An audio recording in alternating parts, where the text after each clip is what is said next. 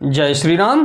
आइए हम आपको फिर पुनः ले चलते हैं भोलेनाथ के श्री शिव महापुराण की कथा में, जिसको सुनने और पढ़ने मात्र से ही हमारा आपका देश संसार का कल्याण हो जाएगा।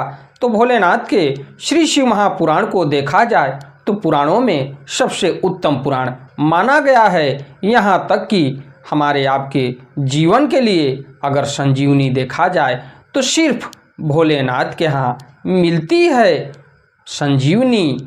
तो आप और हम मिलके आइए चलते हैं भोलेनाथ के श्री शिव महापुराण की कथा में। त्वमेव माता च पिता त्वमेव, त्वमेव बंधुश्च सखा त्वमेव, त्वमेव विद्या द्रविणम त्वमेव, त्वमेव सर्वम मम देव देव।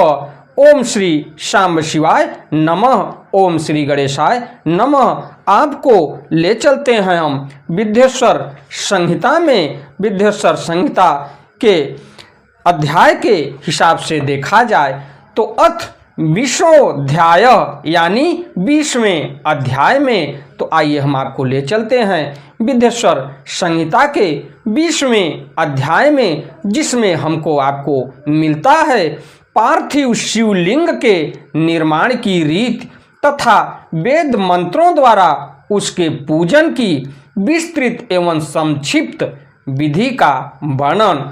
तो उसके हिसाब से देखा जाए तो विघ्नों को हरने वाले भगवान गणेश और विद्या की प्रदायिनी माँ सरस्वती के श्री चरणों में शीश नवाते हुए विनम्र निवेदन करूँगा कि भोलेनाथ के श्री शिव महापुराण की कथा जहाँ भी हो रही हो वहाँ संपन्न करने में अपना पूर्ण योगदान दें। उसके साथ साथ भोलेनाथ के श्री शिव महापुराण की कथा जो भी भक्त सुन रहे हैं उनके ऊपर अपनी कृपा बनाए रखें। उसके साथ साथ हमारे ऊपर भी अपनी कृपा बनाए रखें कि भोलेनाथ के श्री शिव महापुराण की कथा को अपने मुखारबिंदु से जो भी भोलेनाथ के भक्त हैं उनके तक पहुंचाने का पूर्ण प्रयास करूं।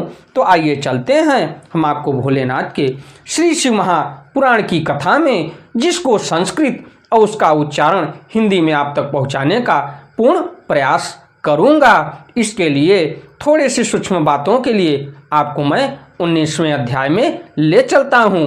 तो देखा जाए दिखंडनम अस्थावरम लिंगम कर्तव्यम ही विधानतम तह अखंडम जंगमर प्रोक्तम शैव सिद्धांत वेद भी दिखंडम तु चरम लिंगम कुर्वन्त्य ज्ञान मोहिता नैव सिद्धांत वेत्तारो मुनयः शास्त्र कोविदा अखंडम अस्थावरम लिंगम दिखंडम चरमेव च ए कुर्वन्ति नरा मूढ़ा न पूजा फल भागिनी। इसके पश्चात देखा जाए तो दिखंड वेदिका युक्त अस्थावर लिंग विधान पूर्वक निर्माण करना चाहिए। शिव सिद्धांत के जानने वालों ने अखंड लिंग को जंगम चरलिंग माना है।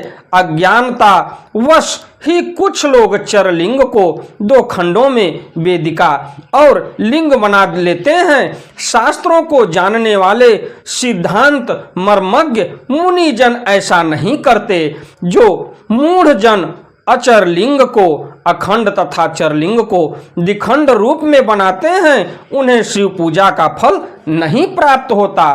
तो जो भी आप करिए विधि विधान से करिए तभी आपके पूजा का फल मिलता है। और लिंगों में चरलिंग और उसके हिसाब से देखा जाए तो अखंड लिंग को जंगम चरलिंग माना जाता है। इस हिसाब से भोलेनाथ के लिंग का पूजा विधिवत और षोडशोपचार द्वारा पूजन करिए। इसलिए अत्यंत प्रसन्नता पूर्वक शास्त्रोक्त विधि से चरलिंग को अखंड तथा अचर लिंग को दिखंड बनाना चाहिए। अखंड चरलिंग में की गई पूजा से संपूर्ण फल की प्राप्ति होती है। दिखंड चरलिंग की पूजा महान अनिष्ट कर कही गई है। उसी प्रकार अखंड अचर लिंग की पूजा से कामना सिद्ध नहीं होती, उससे तो अनिष्ट प्राप्त होता है। ऐसा शास्त्रज्ञ विद्वानों ने कहा है।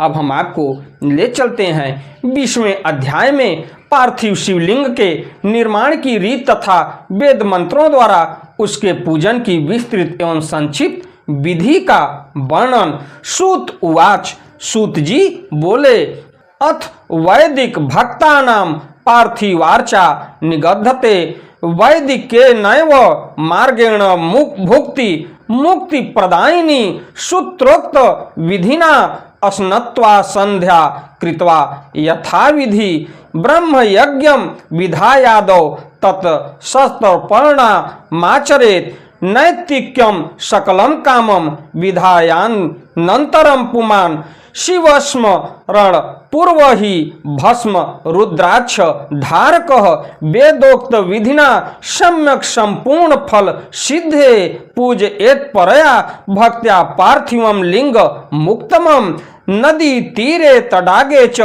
पर्वते काननेपि च शिवालये शुचो देशे पार्थिवार्चा विधीयते शुद्ध प्रदेश संभूतानां मृद माह्यत्य यत्नतः शिवलिंगं प्रकल्पलते सावधानतया द्विजाः विप्रे गौरा स्मृता सोड़ा बहुजे पीत वर्ण का वैश्य कृष्णा पाद जाते हथ्यवा यत्र या भवेत संगृह मुक्तिकाम लिंग निर्माणार्थ प्रयत्नतः अतीव शुभ देशे च स्थापयेत्तां मृदं शुभां संशोध्य च जले नापि पिंडीकृत्या शनय शनय विधीयेत शुभम लिंगम पार्थिवं वेद मार्गतः ततः संपूज्य एदोक्त्वा भुक्ति मुक्ति फलात्पते तत्प्रकार हम मंचिम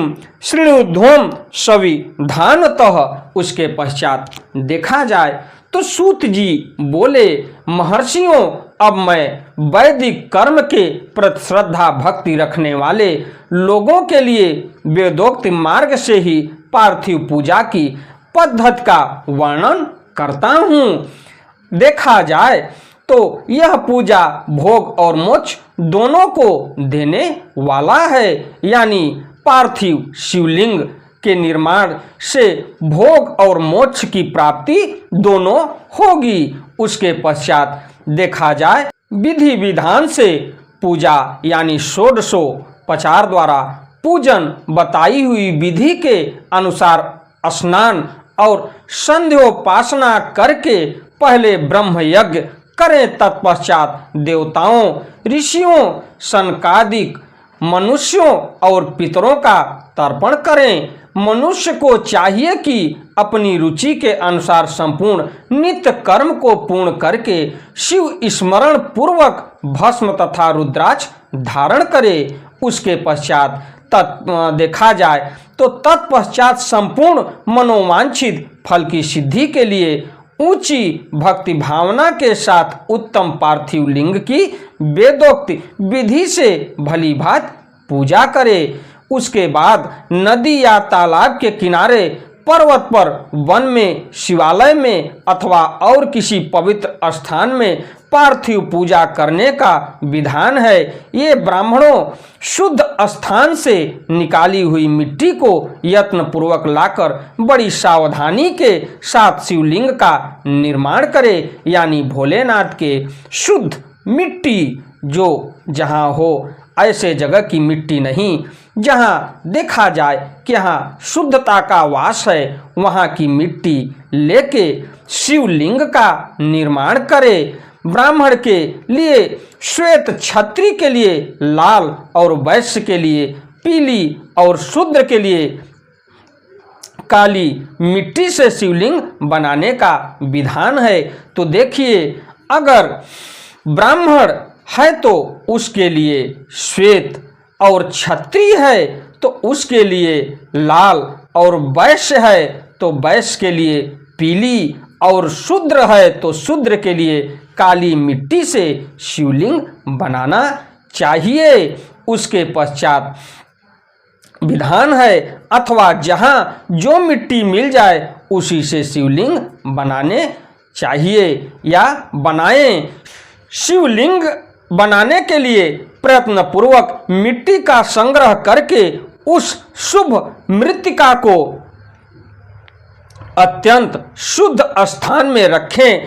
फिर उसकी शुद्धि करके जल से सान कर पिंड बना लें और वेदोक्त मार्ग से धीरे धीरे सुंदर पार्थिव लिंग की रचना करें। यानी देखिए कि शुद्ध मिट्टी आपको मिल जाए, यानी मृत्तिका को अत्यंत शुद्ध कहा जाता है, तो उसको अपने शुद्ध जल से पूजा करके उसको सानिए। सानने के पश्चात उसमें शुद्धि करके जल से सान के और उसके बाद पिंड बना लें भोलेनाथ के शिवलिंग की और वेदोक्त मार्ग से धीरे धीरे सुंदर पार्थिव लिंग की रचना करें।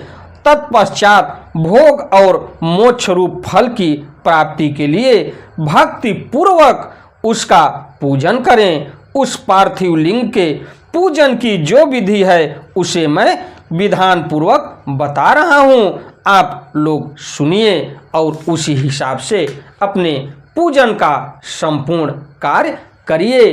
तो और हमारी वीडियो, हमारी कथा आपको अच्छी लगे तो वीडियो को लाइक करिए, शेयर करिए, चैनल को सब्सक्राइब करिए, बेल आइकन दबाना न भूलिए।